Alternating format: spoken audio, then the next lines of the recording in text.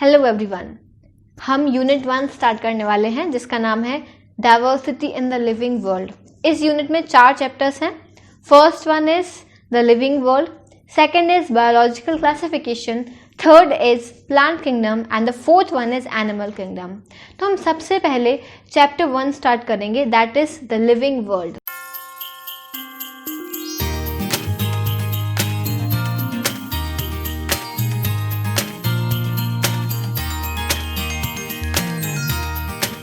अब chapter start करने से पहले हम ये जान लेते हैं कि बायोलॉजी का मतलब क्या होता है। बायोलॉजी 2 वर्ड्स से मिलकर बना हुआ है। First one is bios plus logos.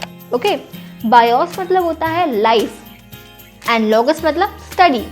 So very simple, study of life is known as biology और स्टडी ऑफ लिविंग, और you can even say study of evolution of life. ठीक है, तो ये बायोलॉजी होता है। अब हम सबसे पहले बात करते हैं लिविंग और नॉन लिविंग की। लिविंग और नॉन लिविंग में आप कैसे डिफरेंशिएट करेंगे? आप कुछ फीचर्स होते होंगे उसके, कुछ कैरेक्टर्स होते होंगे, कुछ चीज़ें तो होती होंगी जिनके बेसिस पे हम डिफरेंशिएट करते होंगे। तो हाँ, यहाँ पे मैं आपको कुछ फीचर्स बताऊंगी जिनके बेसिस पे आप ये डिफरेंशिएशन कर सकते हैं। तो पहला आता है growth. First is growth, second is reproduction, third is metabolism, fourth is cellular organization and the fifth one is consciousness. ये 5 फीचर्स हैं जो बताते हैं कि ये कोई भी चीज़ जो है वो लिविंग है। ठीक है, ग्रोथ का मतलब क्या है? बहुत सिंपल टर्म में बोला जाए तो बढ़ना, इंक्रीज होना इज अ ग्रोथ, है ना।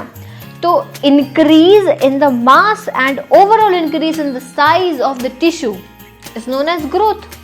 किसी भी चीज़ की मास में इंक्रीज होना या उसके साइज में इंक्रीज होना, उसको बोलेंगे ग्रोथ। फिर जो इंक्रीज इन मास है और increase in size of the tissue of organism, ये क्या है? ट्विन कैरेक्टरिस्टिक्स है ग्रोथ के।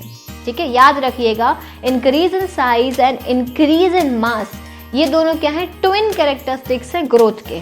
ओके, अब देखते हैं, अब एक एग्जाम्पल से समझते हैं। मान लीजिए आप फर्स्ट क्लास से ग्रो होते होते 11th क्लास में आ गए।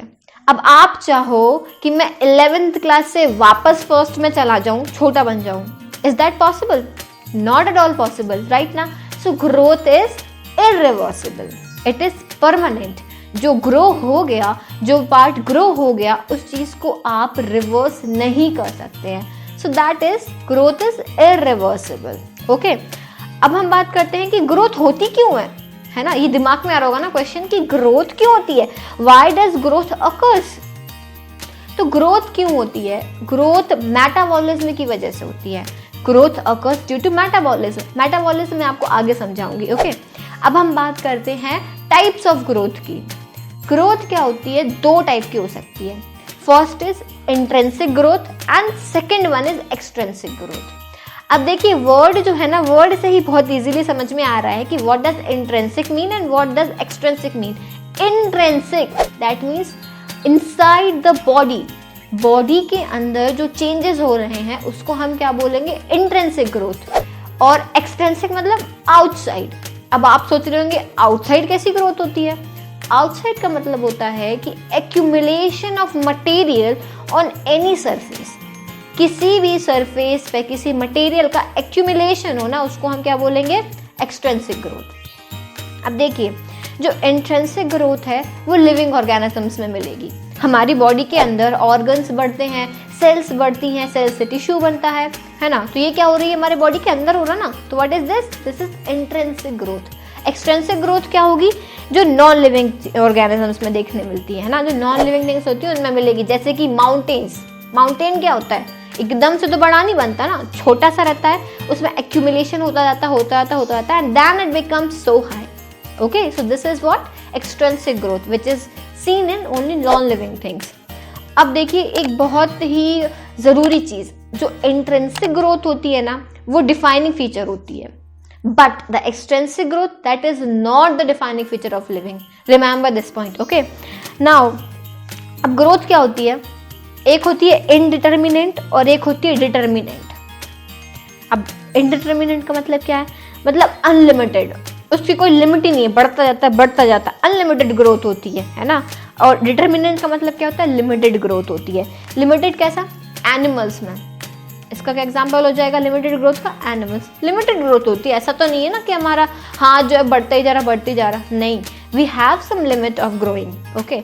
और क्या होता है, अब अनलिमिटेड ग्रोथ का एग्जांपल क्या आ जाएगा, प्लांट्स में अनलिमिटेड ग्रोथ होती है। इसका मतलब ये नहीं कि वो आसमान छू जाएंगे, उनकी भी कुछ लिमिट होती है, but still they comes under indeterminate growth category.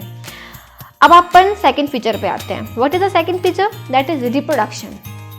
Okay, reproduction का क्या मतलब, रिप्रोडक्शन का मतलब होता है increase in number of individuals, okay, increase in number of individuals और प्रोडक्शन ऑफ प्रोजेनी, ये होता है रिप्रोडक्शन।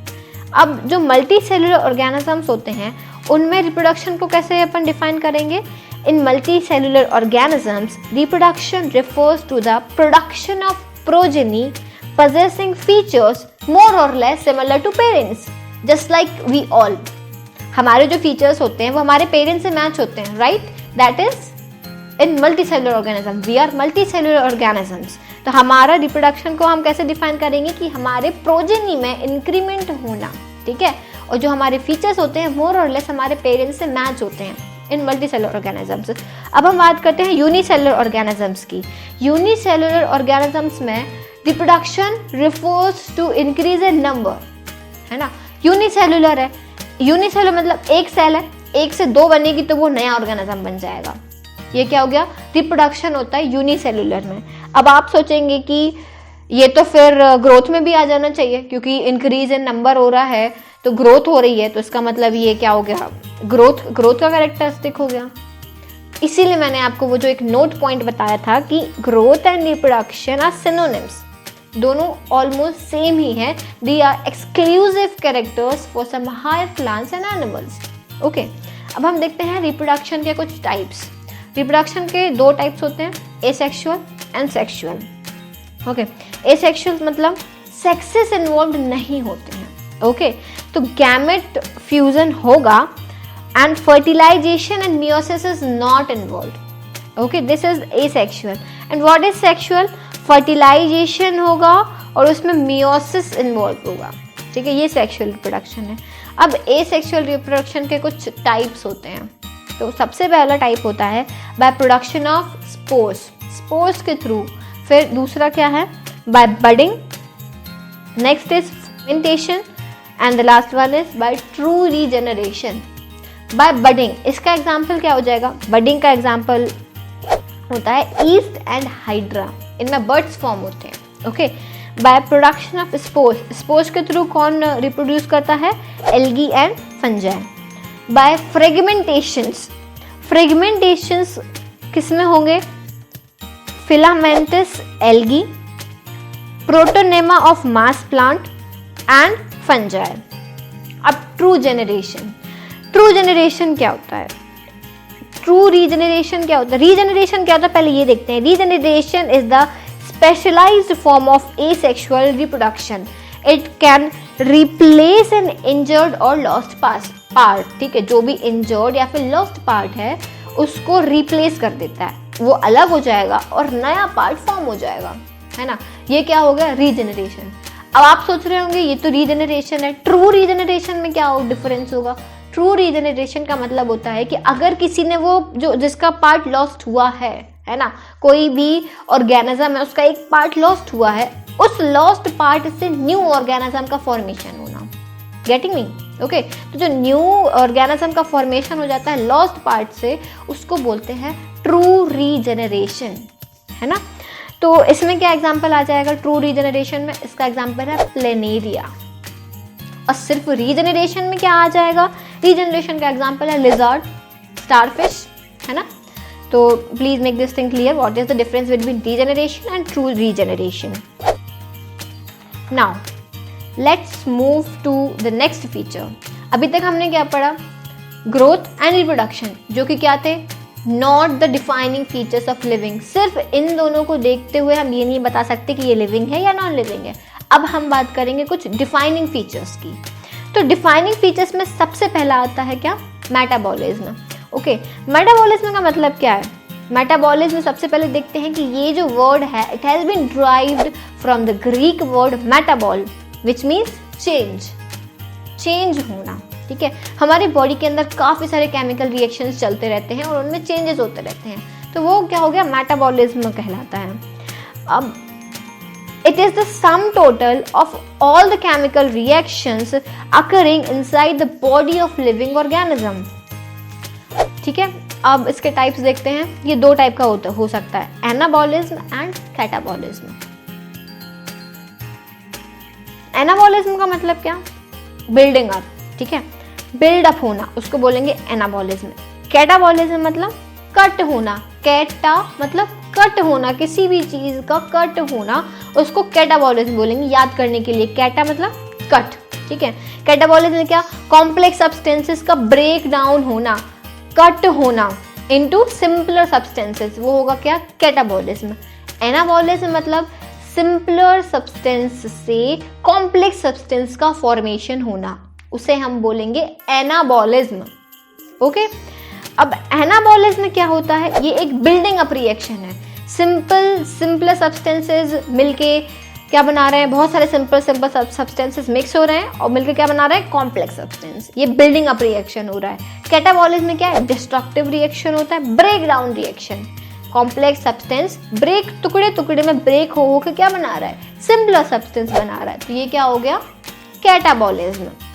अब एग्जाम्पल देखते हैं हम एनाबॉलिज्म का। बहुत सारे अमीनो एसिड्स मिलके क्या बनाएंगे? आपका प्रोटीन बनाएंगे। ठीक है, one example. Another one is photosynthesis.